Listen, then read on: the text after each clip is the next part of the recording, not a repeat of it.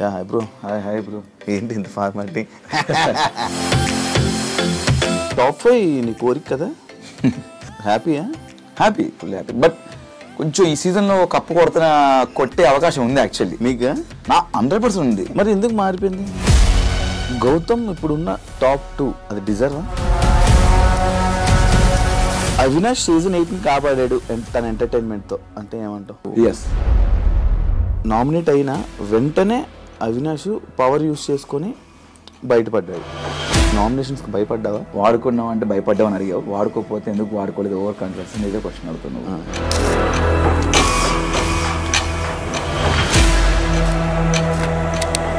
మిమ్మల్ని మీ కామెడీని బుల్లింగ్ అని చెప్పి గౌతమ్ అనడం జరిగింది. అది కరెక్టా? రాంగ్. నువ్వు కామెడీ తీసుకోకపోతే షోసే రాకు, లేకపోతే ఈ కొన్ని మాటలు గౌతమ్ని అనడం జరిగింది. అది కరెక్టా? చిల్లర కామెడీ అన్నాడు. చిల్లర కామెడియన్స్ని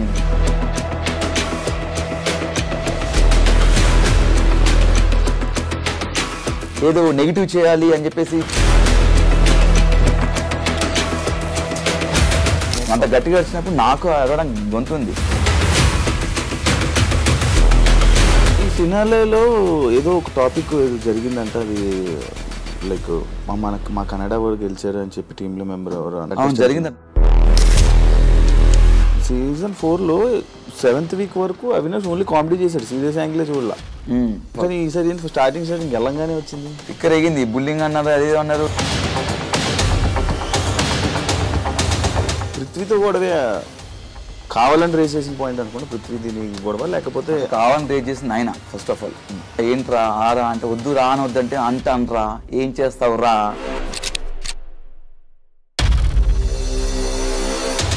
స్టార్ మా ఛానల్తో ఎక్కువ ఇయర్స్ కలిసి జర్నీ చేయడం వల్ల కొంచెం సపోర్టు, కొంచెం నీ మీద ఎక్కువ ఇది పెట్టి నేను టాప్ 5 వరకు తీసుకుని వెళ్ళారు అనేది ఒక ఇప్పుడు రూమర్ నడుస్తుంది. దానికి ఏమైనా సమాధానం చెప్పాలనుకుంటున్నాను.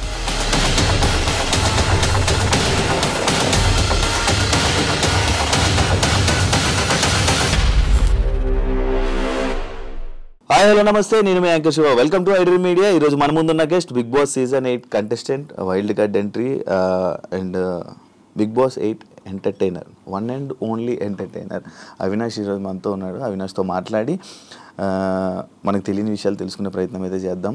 Yeah hi bro. Hi bro. ఏంటి ఇంత ఫార్మాలిటీ? తెలియని విషయాలు అన్నావు. నీకు తెలియదంటే ఏమంటో చెప్పు. అన్నీ తెలుసు నీకు. అన్నీ తెలుసు కానీ మనకు లోపల ఏం జరిగింది అనేది మనకు కొన్ని తెలియదు కదా, జనాలకు కొన్ని తెలియదు కదా. అది బేసిక్గా మాకు కూడా తెలియదు. ఎందుకంటే మా పరిధిలో ఉండే మాకు తెలుస్తే కానీ పక్క ఉండే మాకు తెలియదు యాక్చువల్లీ. అంటే మా వరకునే మాకు తెలుస్తుంది. బ్యాడే గుడ్డే. యా ఎలా ఉన్నావు శివ? బాగున్నాను. జరుగుతున్న ఇంటర్వ్యూలన్నీ చాలా జరుగుతున్నాడు.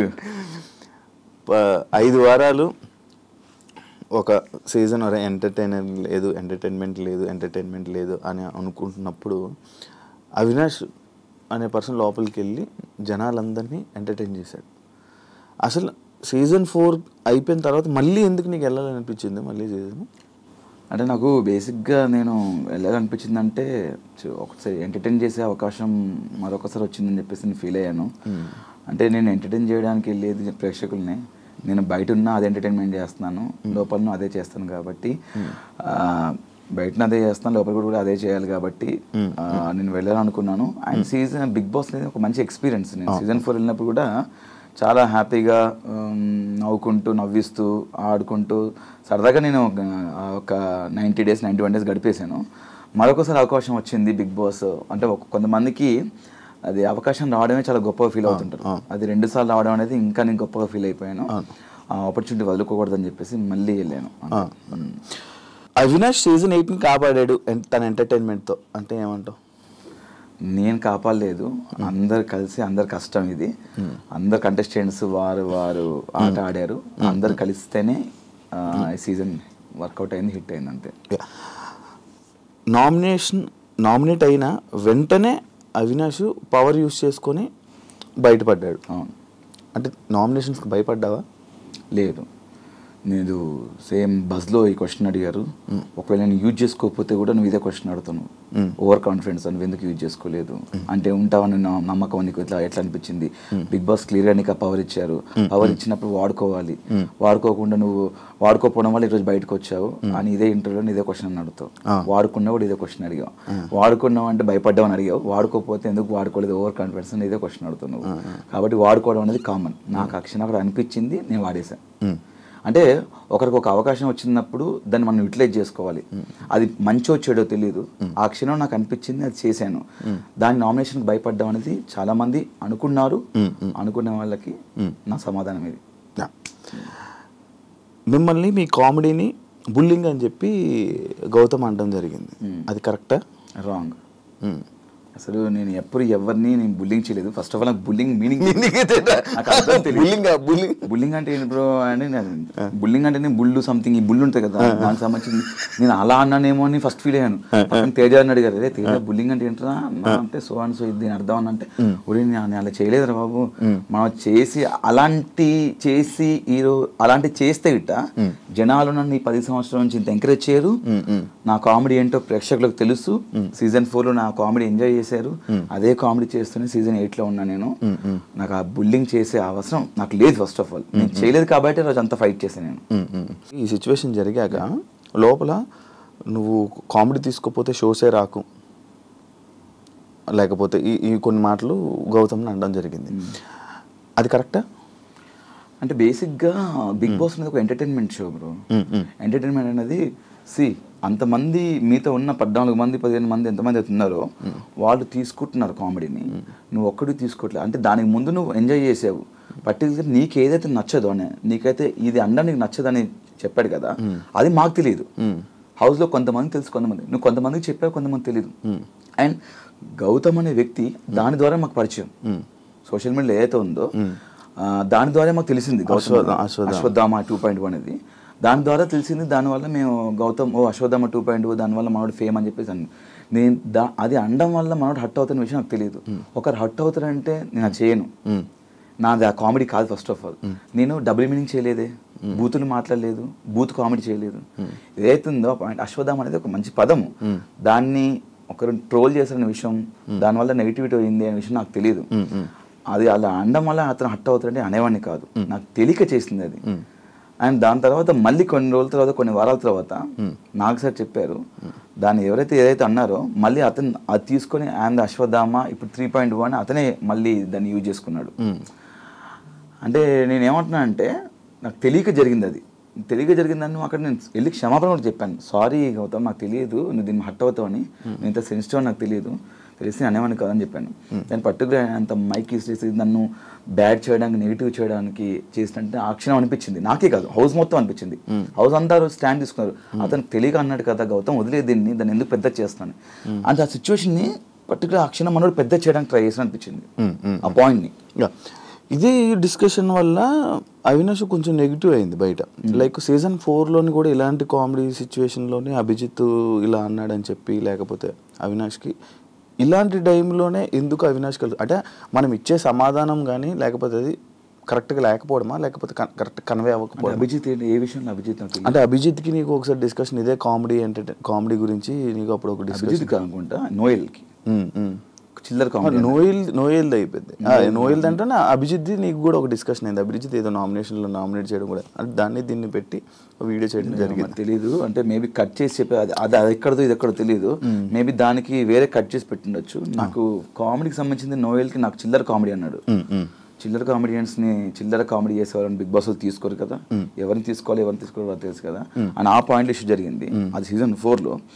నాకు అభిజిత్ అయితే ఇలాంటి జరగలేదు, ఇప్పుడు కామెడీ గురించి జరగలేదు. ఐ థింక్ మేబీ వేరే రాంగ్ కట్ చేసి పెట్టిండొచ్చు ఎడిట్. మీరు రోహిణి టేస్టీ తేజ మీ ముగ్గురే ఉన్నారు, కొత్త వాళ్ళతో కలవట్లేదు, ఎందుకు కలవలేకపోయారు? బేసిక్గా మీరు అక్కడ హౌస్మేట్స్ని అడిగితే ఇట్ట మీ అందరితో కలిసాను. నాది తేజ రోహిణి ఒకటే బెడ్రూమ్. బేసిక్గా మాకు సర్టన్ టైం ఏంటంటే మా బెడ్రూమ్లో మేము కూర్చొని మాట్లాడుకునే వాళ్ళం.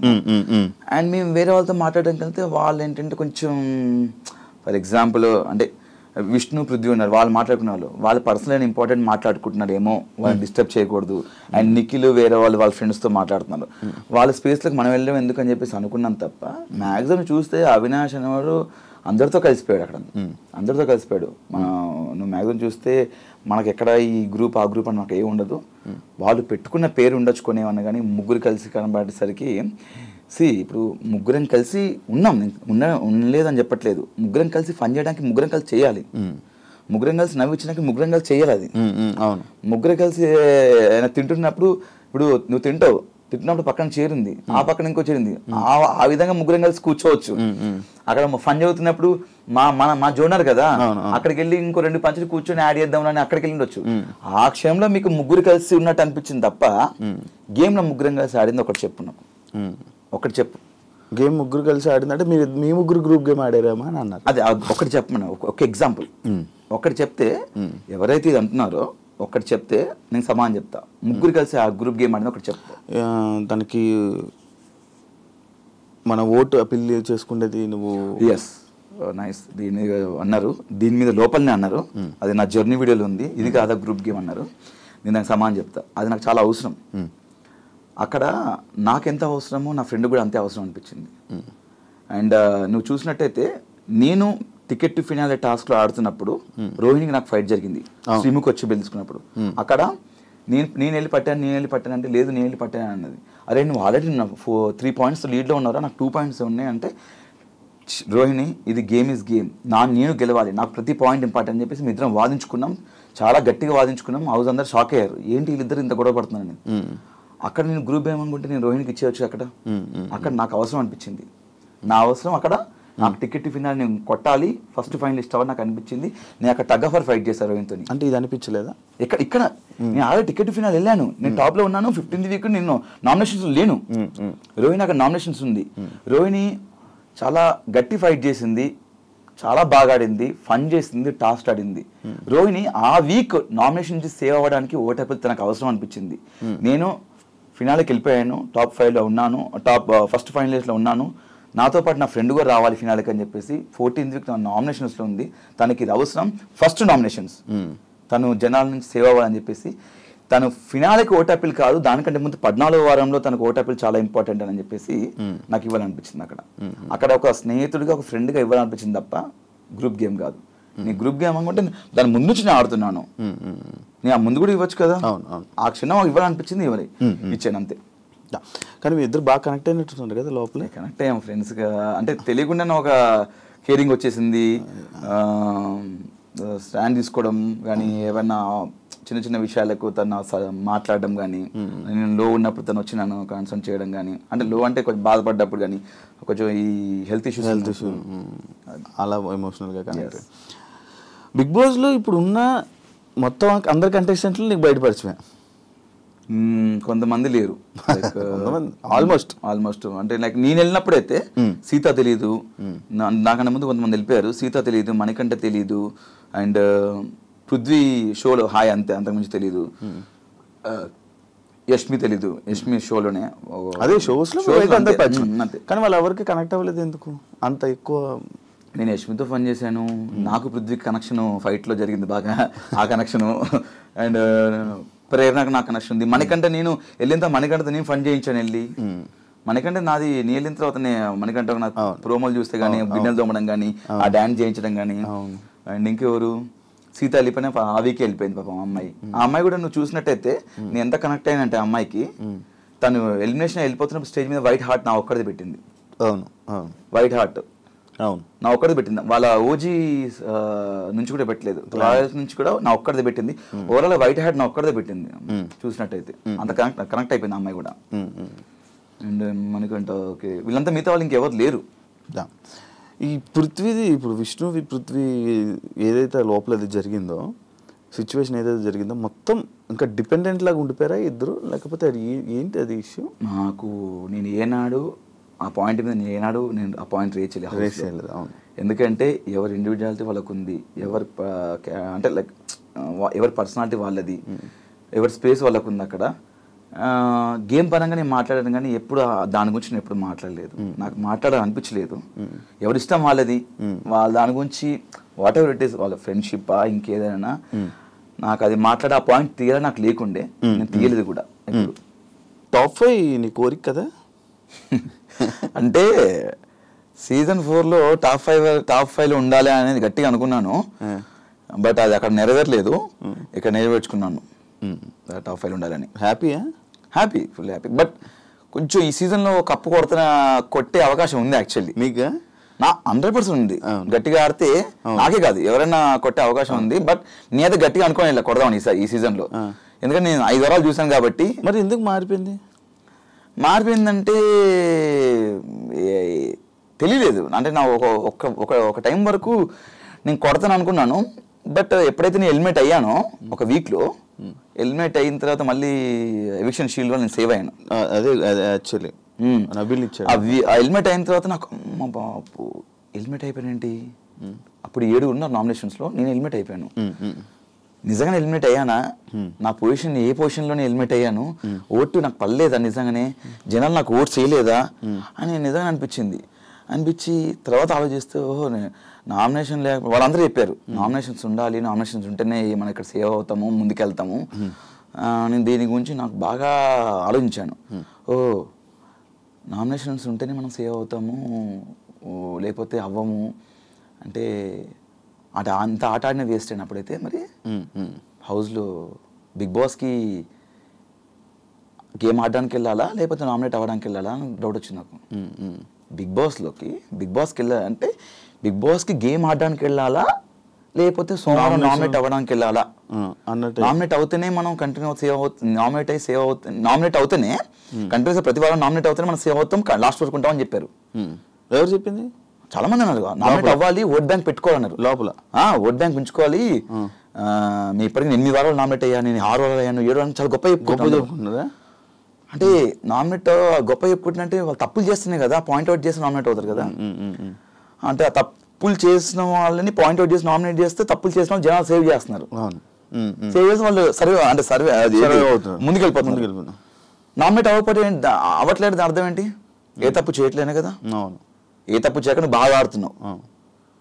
నీకు అర్థమవుతుంది శివ కదా, నువ్వు నామినేట్ అవ్వట్లేదు, నేను నామినేట్ చేయట్లేదు అంటే నా మీద పాయింట్ లేవు, నువ్వు బాగా ఆడుతున్నావు. నువ్వు నామినేట్ 7 సార్లు 8 సార్లు అయ్యాను, 10 సార్లు నామినేట్ అయ్యాను జనాలు సేవ్ చేస్తున్నారు. నువ్వు నామినేట్ 10 సార్లు అయ్యావంటే ఎందుకు నామినేట్ అయ్యాను 10 సార్లు? తప్పులు చేసి నామినేట్ అంటే ఇంతమంది పర్టికులర్ ఒక్కొక్కరు ఇద్దరు ముగ్గురు నామినేట్ చేయాలి. అప్పుడు నీ మీద మిస్టేక్స్ ఉన్నాయి కాబట్టి నేను పాయింట్అవుట్ చేసి నామినేట్ చేస్తున్నారు, బట్ నేను జనాలు సేవ్ చేస్తున్నారు. అంటే నువ్వు జనాల్లోకి వెళ్ళాలి, జనాల్లోకి వెళ్తే నీకు ఓట్లు పడతాయి, ఓట్లు పడిన తర్వాత జనాలు నేను సేవ్ చేసుకుంటూ ముందుకు తీసుకెళ్తాడు. సడన్గా నువ్వు నామినేట్ అయితే, సడన్గా ఒక వీక్లో నామినేట్ అయ్యావు అనుకో, సడన్గా జనాలకు నువ్వు తెలీదు, నీకు జనాలు అంటే వీళ్ళందరికీ ఓటు వేసి అలవాటు అయిపోద్ది, నువ్వు సడన్గా వెళ్తే నేను జనాలు మర్చిపోతారు అని ఇలాంటివి చెప్తున్నారు లోపల. నాకు అర్థం కాలేదు. వారం అంటే 7 రోజులు సోమవారం అనే ప్రక్రియ, నామినేషన్ అనే ప్రక్రియలో ఆ ఒక్కరోజు నామినేట్ అవ్వాలి. నువ్వు నామినేట్ అవుతేనే నువ్వు ప్రతి వారం నామినేట్ అవ్వాలి. నామినేట్ అవ్వాలంటే నేను తప్పు చేయాలి, తప్పు చేసి ఎవరిని ఒకటి గిచ్చేసి అని గెలకాలి నేను. మన నేచర్ అది కాదు.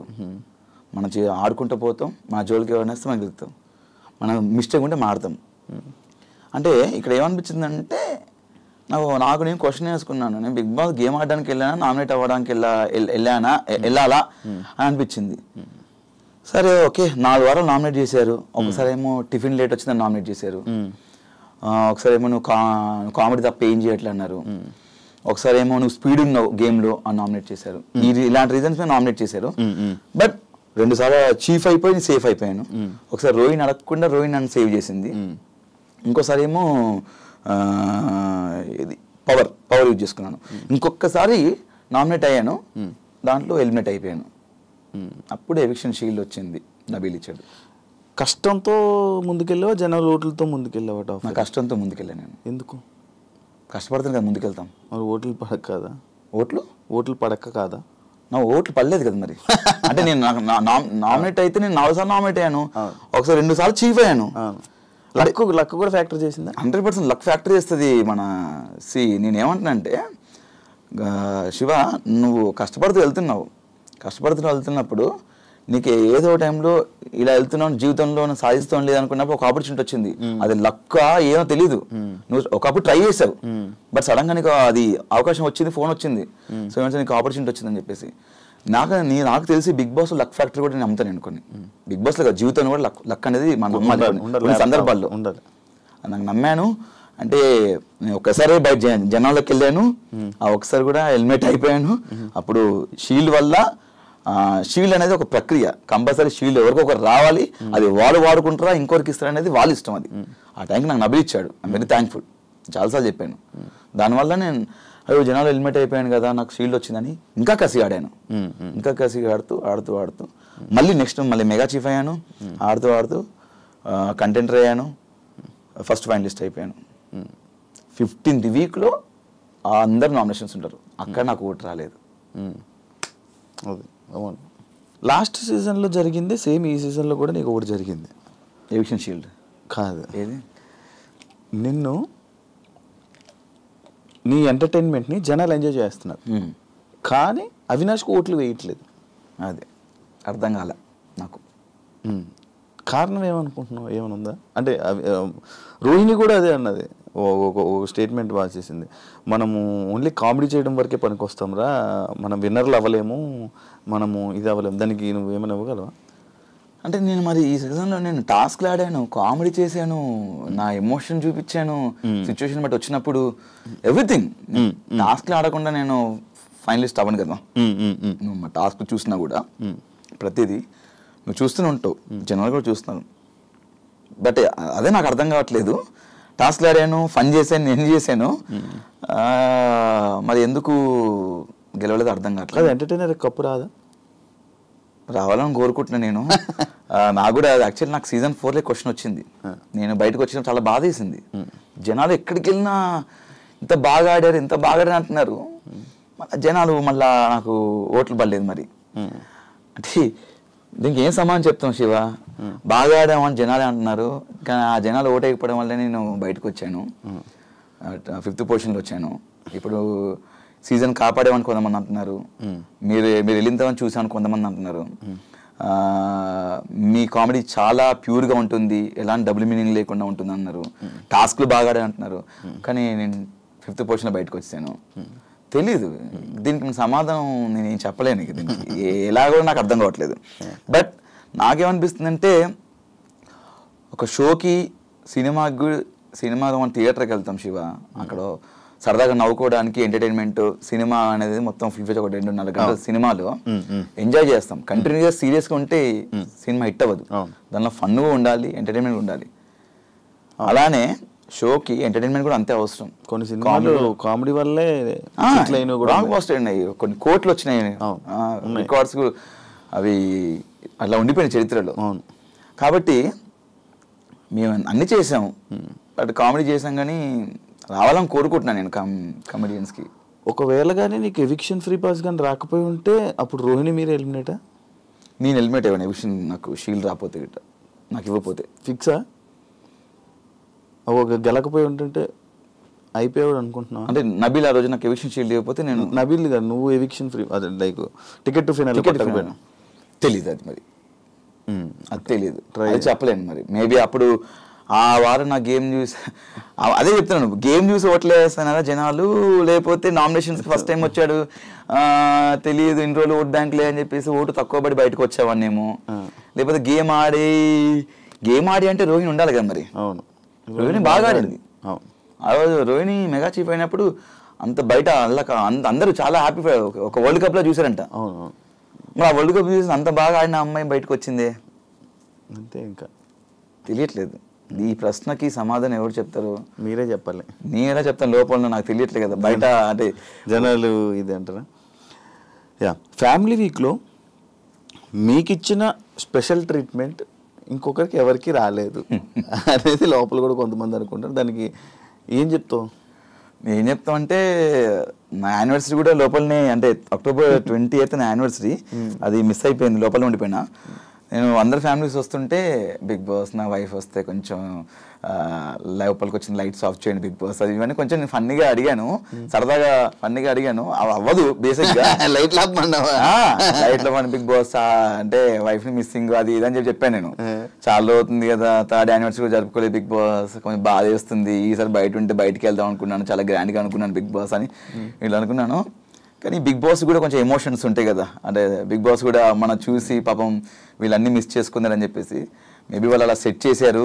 చాలా హ్యాపీగా ఉంది. నా లైఫ్లో ది బెస్ట్ మెమొరీ బిగ్ బాస్లో సెటప్ కానీ ఒక చాలా బాగా అనిపించింది. ఇదే మీరు స్టార్ మాలో ఉండడం వల్ల మీకు అలాంటి స్పెషల్ ట్రీట్మెంట్లు వచ్చాయని మీకు కొంచెం ఫేవరిజం ఉన్నది. అట్లేం లేదు, మా ప్రేరణ కూడా వచ్చింది. ప్రేరణ కూడా బయట ఆమెకి మా ఒక రూమ్ లో పెట్టారు. ప్రేరణకు మొత్తం గార్డెన్ ఏరియా మొత్తం సెటప్ చేశారు. ప్రేరణకు మొత్తం బెలూన్స్ తోని ఆమె కూడా క్యాండిల్ లైట్ డిన్నర్ అలా ప్లాన్ చేశారు. తను కూడా ఉంది కదా ఒక కప్పులు అని చెప్పి ఇంకెంతేనా, అంతే కపుల్స్ ఉంటే చేస్తారు అట్లా.